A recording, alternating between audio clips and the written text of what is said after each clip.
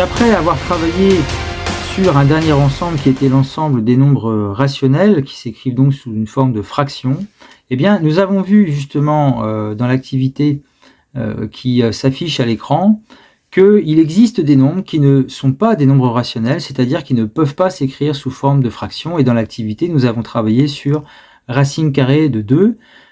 Cette découverte date en fait de Pythagore. Pythagore donc qui habitait dans la Grèce antique, sur l'île de Samos, au large de la Turquie, et donc qui avait découvert que ce nombre racine carrée 2, que nous on appelle racine carrée de 2, mais en fait un nombre dont le carré vaut 2, eh bien un nombre dont le carré vaut 2, comme je vous remonte ici l'affichage, en fait un nombre dont le carré vaut 2, mais il n'y a pas de fraction dont un carré soit égal à 2, et donc nous notons racine carrée de 2. Alors des nombres comme racine carrée de 2, il y en a énormément. Je vous en cite quelques-uns: racine carrée de 5, racine carrée de 7, et d'autres aussi qu'on a rencontrés, comme le nombre pi, qui vaut environ 3,14, mais c'est un nombre qui fait partie de cette catégorie de nombres qui ne peuvent pas s'écrire sous forme de fraction. Et alors ces nombres justement qui ne sont pas des nombres rationnels, eh bien ces nombres-là sont appelés des nombres irrationnels.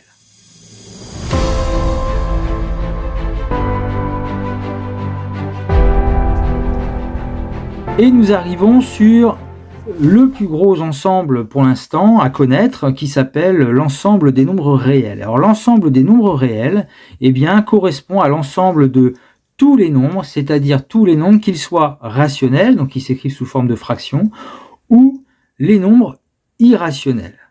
Et cet ensemble est noté avec la lettre R avec une double barre.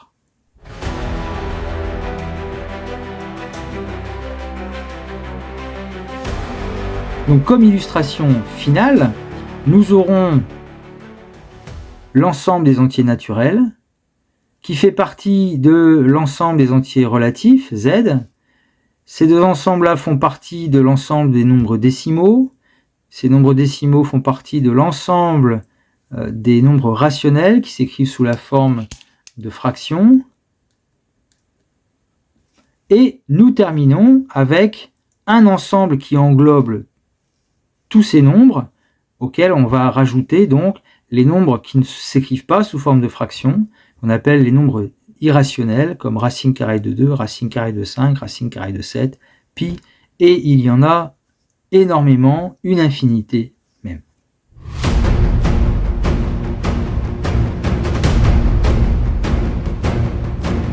Dans cet exercice, nous allons déterminer ce qu'on appelle la nature d'un nombre. Déterminer la nature d'un nombre, c'est en fait déterminer le plus petit ensemble dans lequel on peut mettre ce nombre. Alors, prenons par exemple la fraction 1/5. Alors, comme c'est une fraction, déjà comme c'est un nombre, il fait partie de l'ensemble des nombres réels. Maintenant, de par sa structure, 1/5, c'est une fraction, donc on peut le mettre dans l'ensemble des nombres rationnels, puis qui s'écrit sous la forme a sur b. Mais 1/5 est aussi égal à 0,2, c'est-à-dire 2 dixièmes. Autrement dit, 2 dixièmes, 0,2, c'est un nombre décimal. Donc 1/5, en fait, on peut le mettre dans l'ensemble des nombres décimaux. Par contre, on ne peut pas le mettre dans l'ensemble des entiers relatifs. Donc, le plus petit ensemble dans lequel on peut le mettre, c'est l'ensemble des nombres décimaux. Sa nature, 1/5, appartient à D. Ensuite, moins 3,4 est un nombre décimal, appartient à D. Moins 10, c'est un nombre relatif. Il appartient à l'ensemble des entiers relatifs et on ne peut pas le mettre dans l'ensemble des entiers naturels. Sa nature, c'est être un entier relatif. Maintenant, prenons la fraction 21/7. 21/7, de par sa structure, sa forme, en tout cas, on peut le mettre dans l'ensemble des nombres rationnels, puisqu'il s'écrit sous la forme a sur b, avec a et b entiers.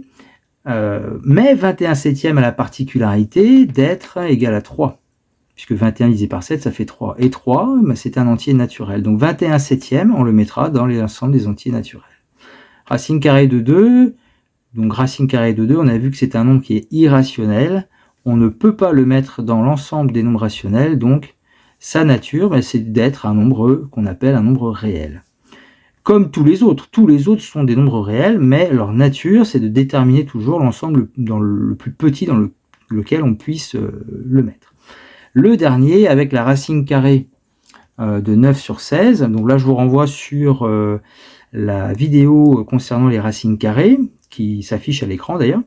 La racine carrée de 9 sur 16, c'est la racine carrée de 9 sur la racine carrée de 16, racine carrée de 9 c'est 3, racine carrée de 16 c'est 4, on tombe sur 3 quarts, et 3 quarts c'est aussi 0,75.